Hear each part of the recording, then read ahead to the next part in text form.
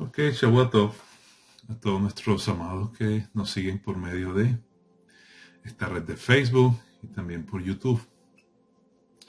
Enviamos un saludo fraternal, caluroso, un gran abrazo desde Florida a todos nuestros ministerios asociados, tanto en Brasil como en Caracas, Venezuela, Oriente de Venezuela, Perú, y todos nuestros hermanos y los seguidores que están alrededor de todo el mundo.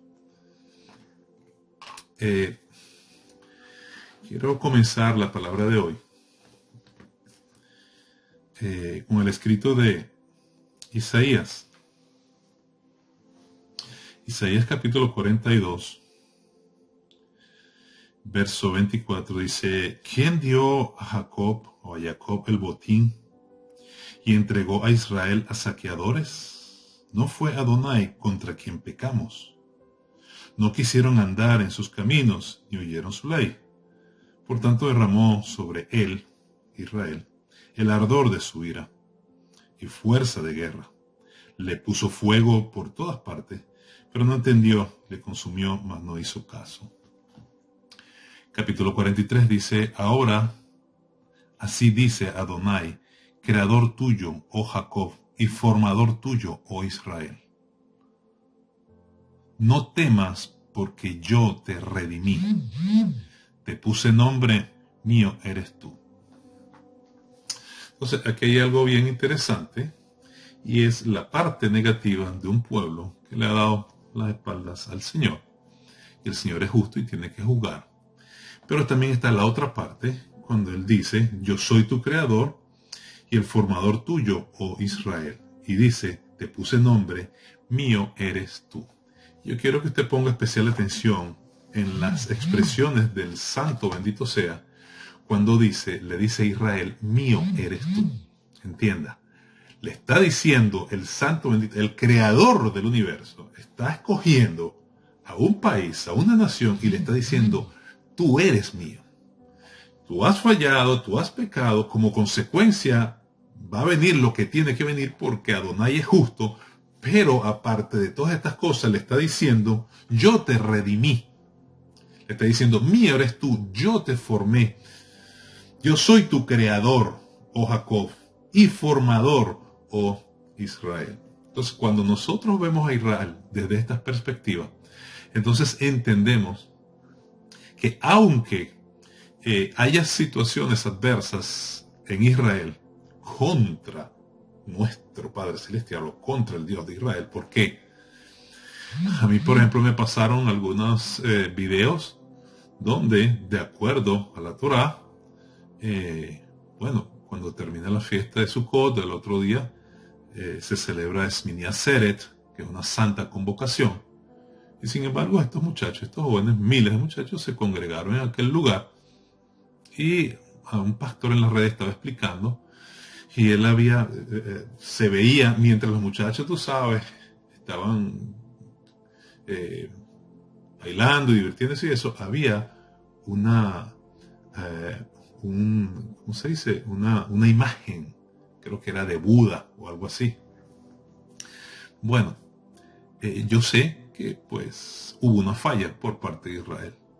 Más sin embargo, no quiero decir la verdad, pero no poner tanta sal en la herida, porque todos hemos fallado.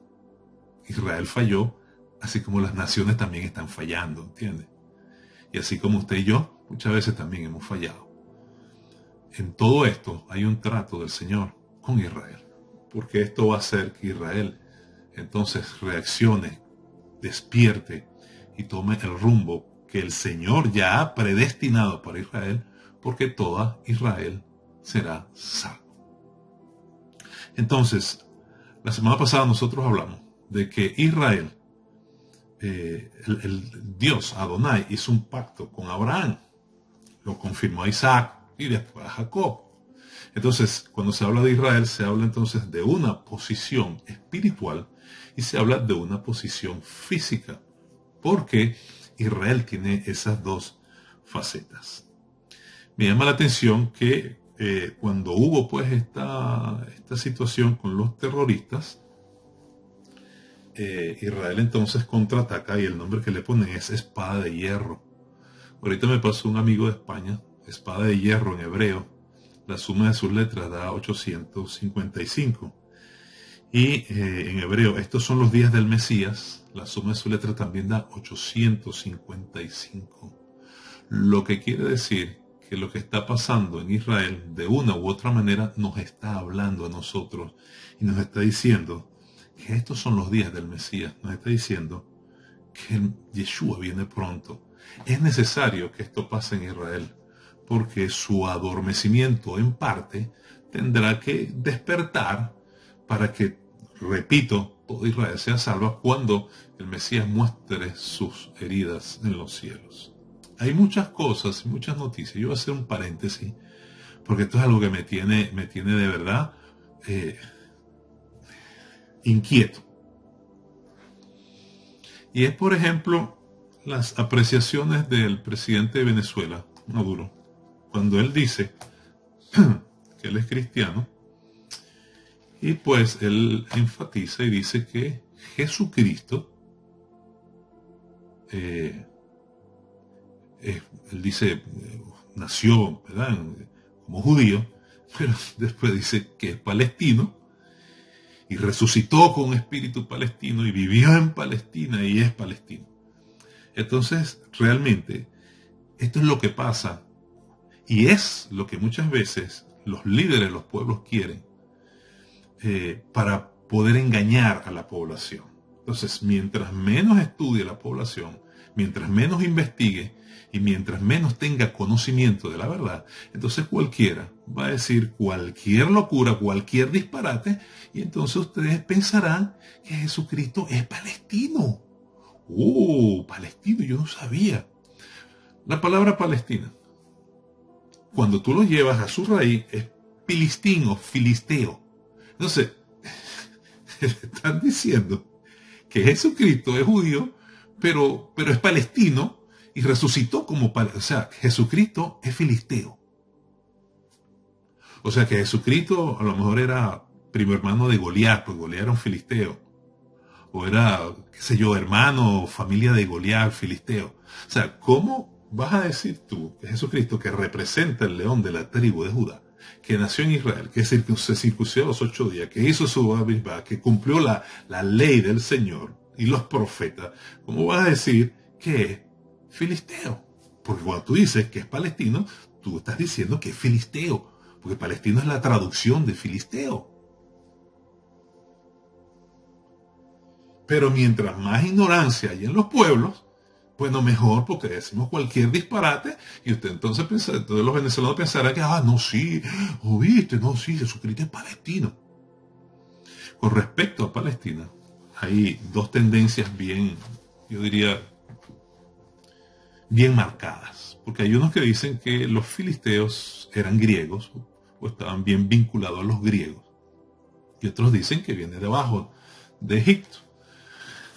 Yo estuve averiguando, por ejemplo, los filisteos, los palestinos, se les llamó pueblo del mar, refiriéndose al mar Egeo. El mar Egeo es una bahía entre Grecia y Turquía, ¿no?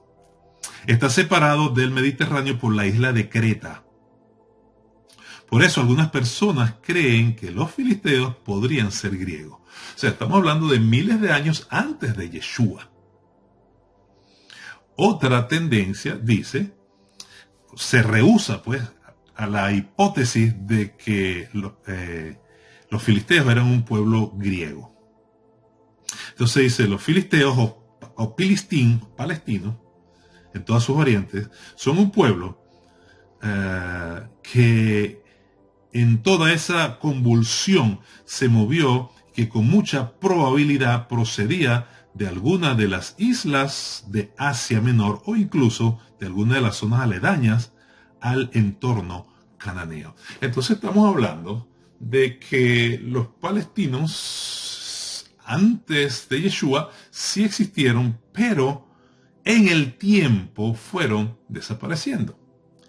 Eran enemigos acérrimos de Israel, y por eso es que el rey David entonces tiene que pelear con el representante de los palestinos, yo quiero aclarar el punto de que no tenemos nada en contra del pueblo palestino, sino contra los terroristas, ¿entiendes? Porque hay mucha gente inocente que sufre por el aprobio, por la desgracia, por la injusticia de estos grupos terroristas y no tienen la culpa. Entonces, sigo con la cuestión entonces de Palestina para no irme. Lo cierto es que en muchos años fue decayendo su nombre y esto fue retomado nuevamente aproximadamente en el siglo XX por los británicos y de allí en adelante. Cuando nosotros vamos a la Torá, y por eso yo les decía, ciertamente Israel ha fallado en parte porque el Evangelio llegó a las naciones del mundo por los judíos, por Israel. Pero con todo eso el Señor le dice, yo te puse nombre, mío eres tú. O sea, el mundo tiene que entender que Israel le pertenece a Dios. El mundo tiene que entender que hay un pacto unilateral con Dios y Abraham y su descendencia. De su descendencia vino Isaac, lo confirma con Isaac y después con Jacob, lo confirma con Jacob, le da la misma palabra.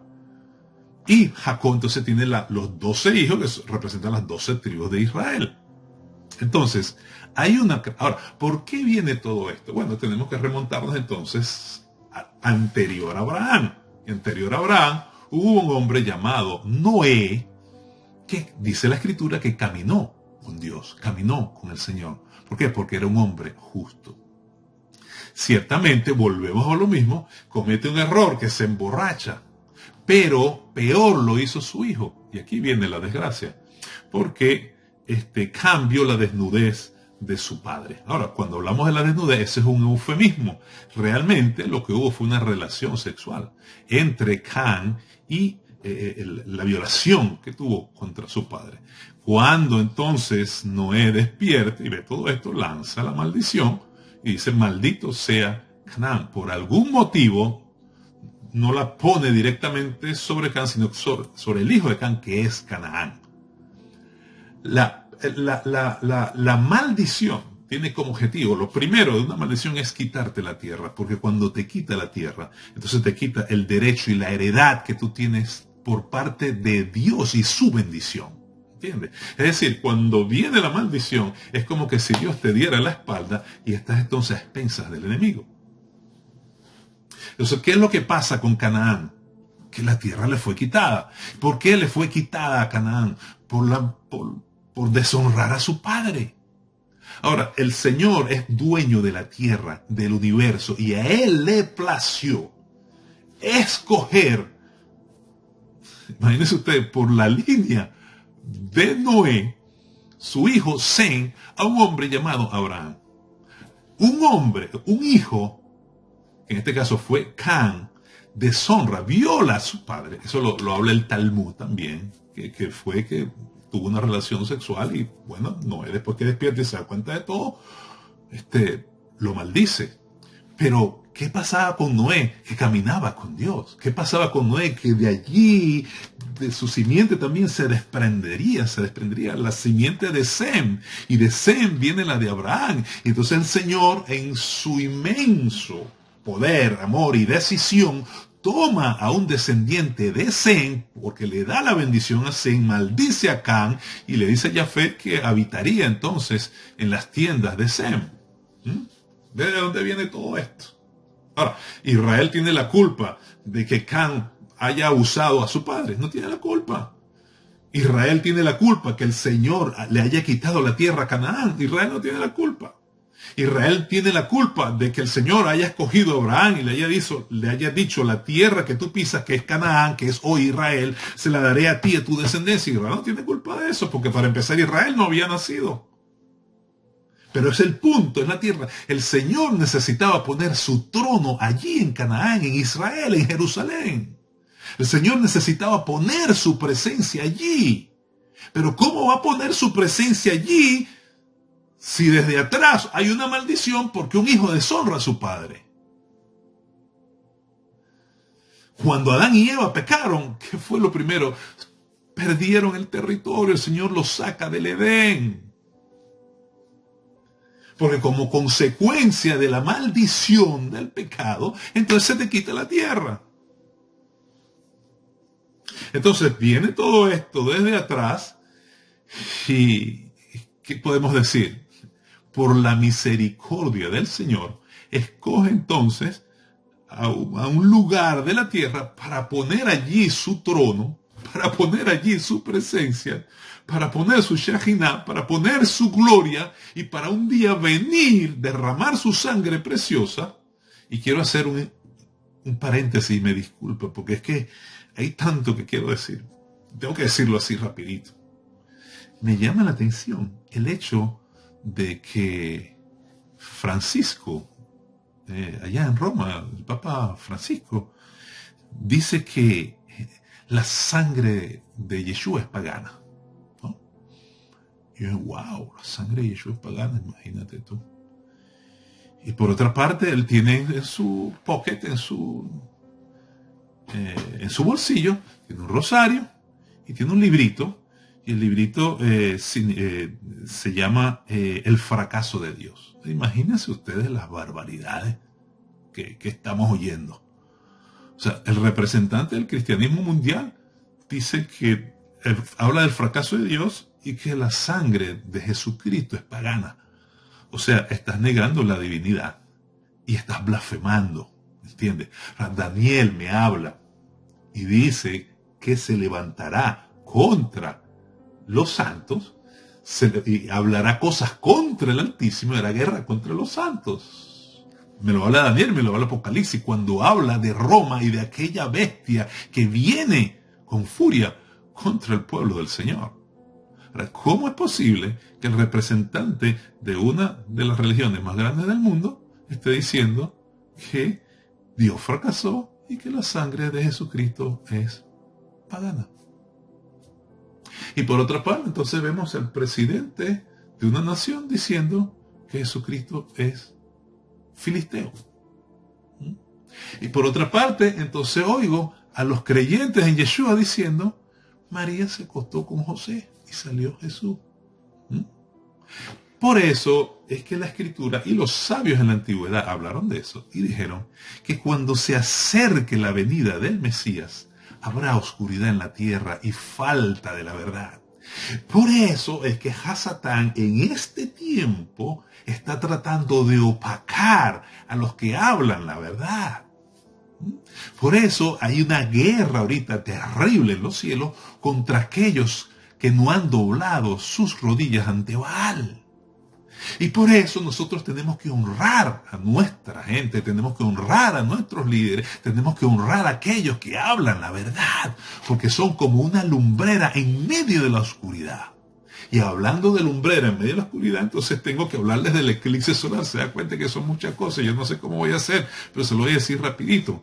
Porque el eclipse solar que hubo hace 2 días atrás, un día atrás, el 14, de una u otra manera me está diciendo que el Mesías está a las puertas. El libro de Apocalipsis, el libro de Joel, capítulo 2, verso 31 y Apocalipsis 6:12 me dice que la luna se convertirá en sangre y nosotros hemos visto eclipses de sangre, luna de sangre. Pero también me dice que el sol se oscurecerá. Entonces eso quiere decir que va a haber eclipses solares donde el sol se va a oscurecer. Ahora, los judíos que desde tiempos milenarios han tomado en consideración estas señales en los cielos, que también Mateo lo habla, dice, antes que venga el Hijo del Hombre habrá señales en los cielos. Jeremías habla de las señales en los cielos. Génesis 1:14 dice señales en los cielos, bien sea para la fiesta, pero hay señales, son señales que nos están hablando de alguna manera. Vemos los hombres como blasfeman, vemos la naturaleza que nos está diciendo que Yeshua viene pronto. Si Yeshua viniera mañana, entonces ¿quién se iría? Cuando vemos una iglesia internacional tan deprimida y tan débil, donde los líderes hablan cualquier cosa menos la verdad, no digo todos, porque pareciera que les importa más el dinero, La fortuna, los likes, las luces, la cámara. Yo soy el poderoso, el grande. Cae todo. Uy, uy, uy, uy. Pareciera que es más importante eso que decir la verdad. Y no queremos venir contra la verdad, porque decir la verdad, entonces, tú sabes, voy a tener problemas. Entonces mi estatus va a bajar. Y no me quiero meter más en esto, porque es el Señor quien va a jugar estas cosas. Se fue un Billy Graham, se fue un Gigi Ávila. Todavía nos queda por ahí Eugenio Jiménez, el Señor lo bendiga donde estén, que fueron lumbreras del Evangelio. Por decirles algunas, en el judaísmo mesiánico, también judíos que dieron su vida por Yeshua, dieron su vida por Yeshua. Y hoy honramos y debiéramos de honrar el recuerdo de estos hombres. Y precisamente, eso es lo que dicen los rabinos con respecto a los eclipses solares. Ellos dicen, el Talmud, su K29a, declara, un eclipse solar es una mala señal para el mundo. ¿Por qué? Esto se asemeja a un rey que hace un gran banquete y prepara un farol para iluminar la fiesta. Así también este mundo es un maravilloso banquete que Dios preparó para nosotros. Si se cubre el farol, o sea, si se tapa la luz, el sol, tal como ocurre en el eclipse solar, disminuye nuestro disfrute en el mundo. Por eso es que los sabios desde la antigüedad, y se registra en el Talmud, hablan de esto y dicen que un eclipse solar es una mala señal para el mundo. Y sigue diciendo, si una sociedad no lamenta apropiadamente la muerte de un gran sabio, puede ser rabino, profeta, bueno, pero eso precisamente también lo habla la palabra, cuando debemos honrar a nuestros líderes. Por lo menos de David, cuando él manda a buscar agua, se recuerdan que sus valientes le dijeron, no sea que sea quitada la lámpara de Israel. Porque un líder, porque un ungido es como luz, es como una lámpara. Eso es lo que están diciendo acá los rabinos, la muerte de un líder, de un justo, de un sadí, de un rabino. Eso muestra cuando no hay entonces esa honra, entonces demuestra que los valores éticos que él representa están decayendo. Esto es una mala señal que indica que esa sociedad está en decadencia moral y espiritual. Cuando nosotros no honramos a quien tenemos que honrar, cuando nosotros no le damos importancia, cuando nosotros no valoramos, cuando nosotros no ayudamos, no aportamos realmente para que el reino de Elohim sea implantado, para que haya luz en medio de la oscuridad. Sigue diciendo Rabino, y dice, compara el Mahashar, siglo 17, Polonia, dice que un gran rabino se compara al sol, ya que irradia Torah al pueblo. Por ejemplo, el Talmud compara el rostro de Moisés con el rostro del sol. Entonces, un eclipse solar podría considerarse como un eclipse del sol espiritual. Es decir, en conclusión, ¿qué dicen los rabinos y los sabios en la antigüedad con respecto a eso? Dice, cuando hay un eclipse solar, de alguna manera eso nos debe llevar a reflexionar cómo está la situación espiritual, cómo está la luz de la Torah, cómo está la verdad. Pero nosotros nos damos cuenta, de acuerdo a Mateo 24, la tendencia que tiene el mundo. Uno por allá, el fracaso de Dios, Jesucristo sangre pagana, otro por aquí, José se acostó con María, otro por allá, cualquier loquera, Jesucristo era filisteo, el otro por allá, y tú dices, bueno, pero ¿qué es esto? ¿A dónde vamos? Que el Señor nos ayude a seguir en la verdad y que tenga misericordia de nosotros y que podamos valorar las cosas que realmente se tienen que valorar. Bueno, con respecto a lo que le estaba diciendo entonces de Israel y del filisteo, yo quiero decirles que oramos por Israel y oramos también por aquellos que se consideran palestinos en Israel, en Gaza, que sufren, que lloran, que mueren, sin tener sin tener que ser así, porque de una u otra manera son obligados. La matanza que hizo el Hamas, el grupo terrorista en Israel, fue algo sin precedente, donde aún también, bueno, no lo quiero decir, pero fue sin precedente. Ahora, el Señor está tratando con su pueblo, e Israel seguirá venciendo, porque el Mesías viene pronto. Entonces, Israel pertenece al Señor. Se le dio a la descendencia de Abraham en Génesis 12:7. La tierra que tú pisas, te la daré a ti, a tu descendencia. Y es cuando entonces el Señor, ¿se acuerdan? Hablamos del pacto. Entonces el pacto por sí mismo. Por eso es que Israel es eterno. ¿Entiendes? Puede ser que Israel es eterno porque la gloria, el Señor, Adonai de los ejércitos, bajó y caminó por el medio de los dos animales, pactando él mismo con él mismo.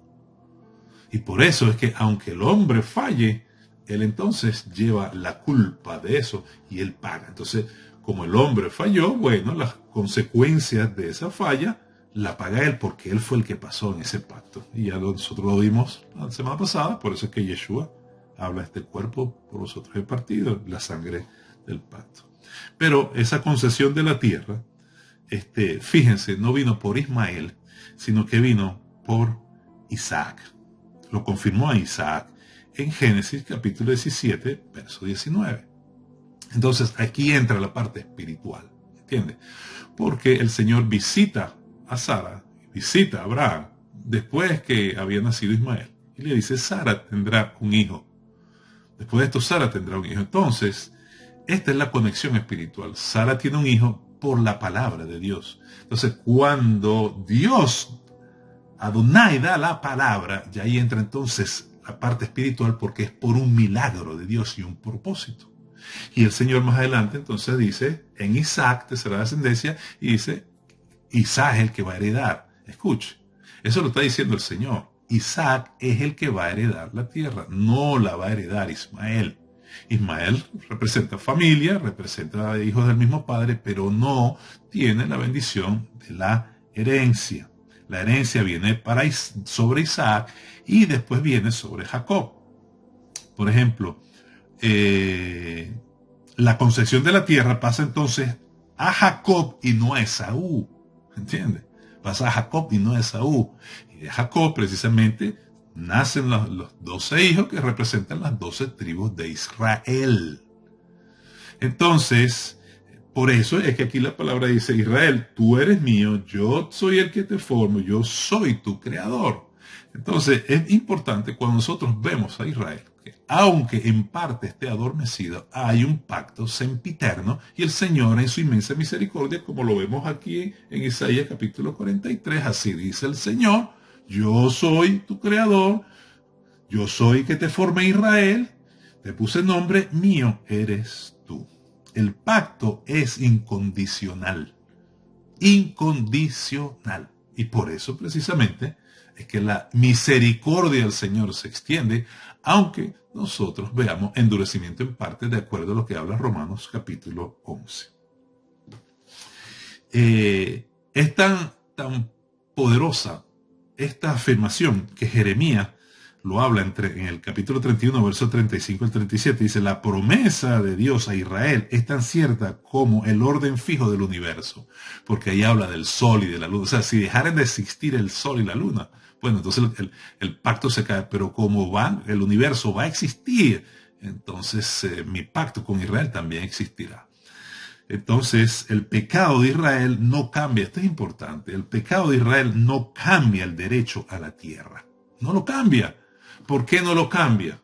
No porque el Señor sea injusto, porque Israel paga consecuencias, sino porque Él juró por sí mismo e hizo un pacto por sí mismo.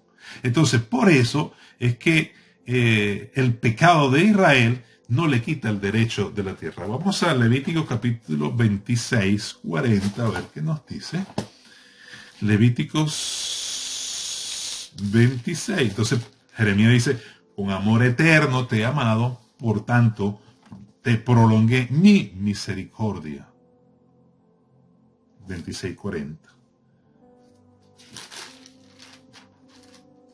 Dice, y confesarán su iniquidad y la iniquidad de sus padres por su prevaricación, por lo que prevaricaron contra mí, y también porque anduvieron conmigo en oposición. Yo también habré andado en contra de ellos, les habré hecho entrar en la tierra de sus enemigos, y entonces se humillará su corazón incircunciso y reconocerán su pecado. Entonces yo me acordaré de mi pacto con Jacob, asimismo mi pacto con Isaac y también mi pacto con Abraham. Me acordaré y haré memoria de la tierra. ¿Ves? Entonces esto el Señor precisamente lo está permitiendo para que el pueblo de Israel doble sus rodillas y comience a despertar y entren realmente a cuentas con el Eterno, porque la venida de Yeshua está cerca. El Señor dijo que reuniría a su pueblo en la tierra de Israel en los últimos días, de acuerdo a Ezequiel capítulo 36, verso 24. Por eso es que Israel es eterno. No podemos entonces tratar de entender esto de un punto de vista político, porque esto no es político, aunque sí, pero su fundamento es espiritual. El 36:24 dice, y yo os tomaré de las naciones, esto va a venir pronto, os recogeré de todas las tierras y os traeré a vuestro país. El Señor está diciendo que Israel es el país de los judíos. Los traeré a vuestro país. Entienda, no es que los judíos le quitaron la tierra a los palestinos que estaban allí, no, porque históricamente ya se sabe que hubo un tiempo de que prácticamente desaparecen los palestinos. Vuelve a resurgir en el 1922, por allá en la Primera Guerra Mundial, con los británicos. Se toma después, en la década de los 60, 70, por allí, con el señor Arafat, 80, qué sé yo. Pero bíblicamente no es así.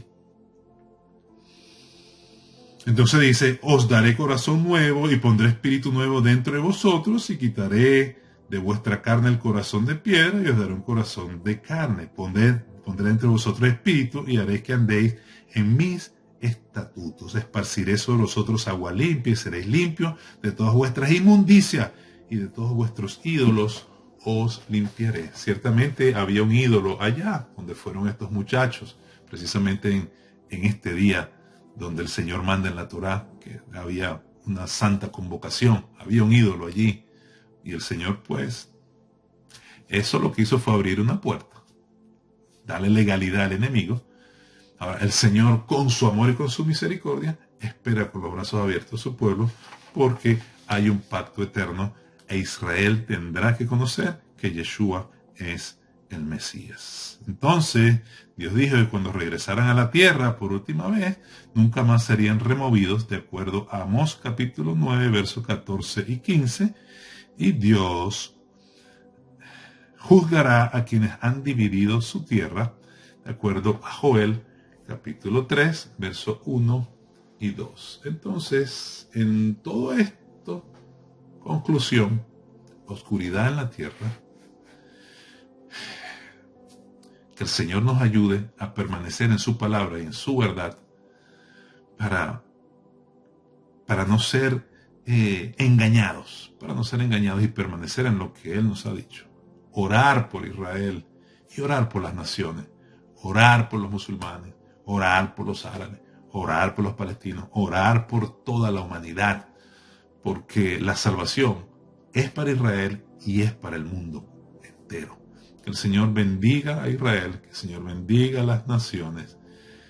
Estamos en tiempos finales. De aquí al 2030 veremos muchas cosas. 2030, 7 años, sí. Y bueno, que el Señor nos ayude. Israel no estaba metido. Yo decía, bueno, mientras Israel no esté en todo este problemón mundial, las cosas todavía están tranquilas. Pero ya Israel entró en este problemón mundial. Israel, el reloj profético de Dios. Así que estemos atentos a lo que realmente el Espíritu del Señor nos quiere decir. Es mucha la información, pero es todo lo que puedo decirle hasta ahora. Que el Señor les bendiga. y será hasta la próxima. Que tengan una Shavuot Tov, una buena semana, en el nombre de Yeshua, nuestro Mesías. Shalom.